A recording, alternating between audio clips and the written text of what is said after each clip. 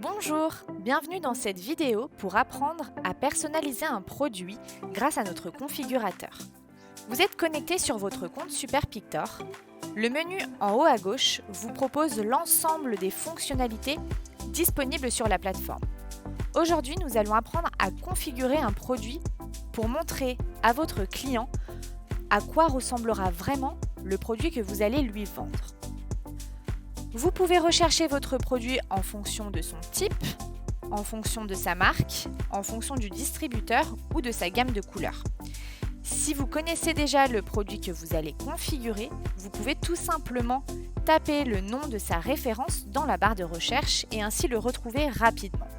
Ici, je vous propose de vous montrer les différents filtres que l'on peut utiliser. Par exemple, vous recherchez un polo orange.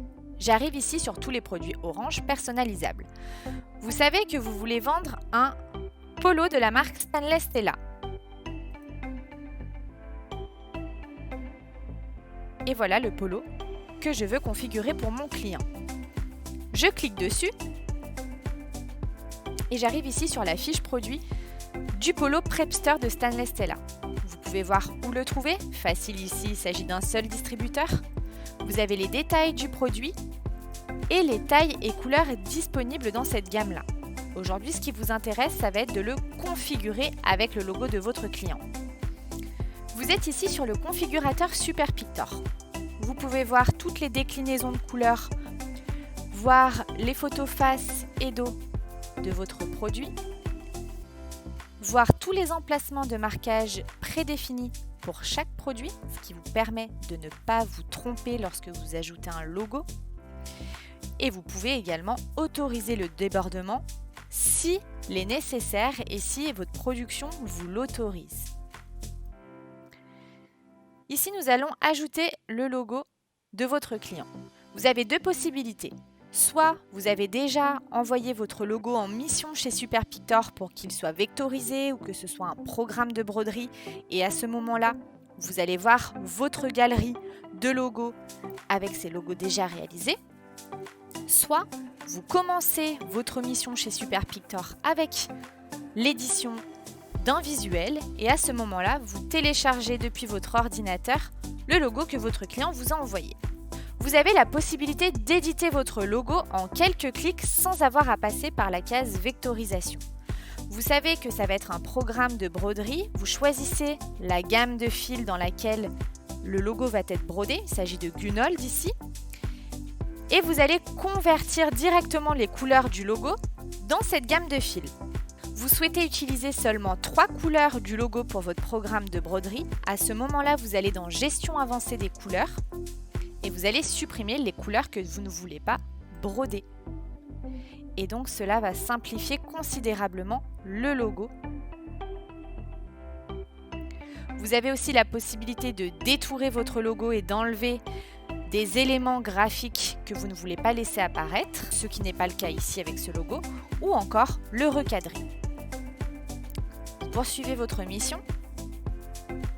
Ici, le logo va s'ajuster automatiquement dans l'emplacement de marquage prédéfini. Nous, on le veut en logo cœur. Il suffit de le déplacer ici.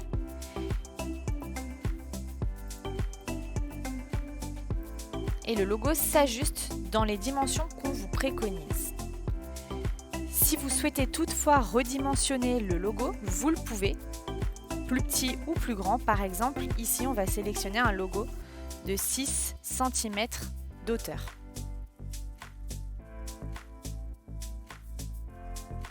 Vous avez la possibilité également d'ajouter du texte au contre-cœur, par exemple, en broderie ou dans le type de marquage que vous souhaitez, et changer la police. Ici, on va choisir la police Advent.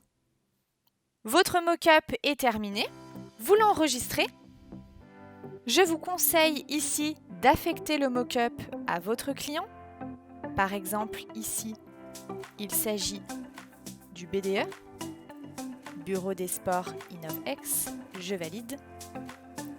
Affecter le mock-up à votre client va vous permettre tout simplement de le retrouver plus facilement dans le temps en allant sur son board et en retrouvant les logos que vous avez déjà effectués pour lui et de faire la même chose d'une année sur l'autre et de ne pas refaire le travail déjà fait.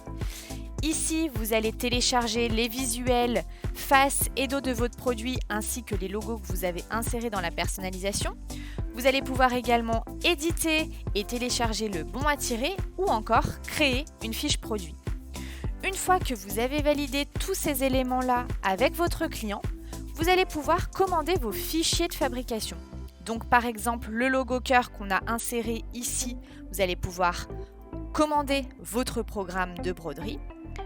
Ou encore, pour l'emplacement contre-cœur avec le texte, vous allez pouvoir commander votre programme de broderie également, ou une vectorisation, un cut contour, selon la techno de marquage que vous allez utiliser. Je vous propose d'en terminer ici avec cette vidéo pour apprendre à créer un produit personnalisé avec Super Pictor. J'espère que ça vous a bien aidé. Je vous remercie et je vous dis à bientôt.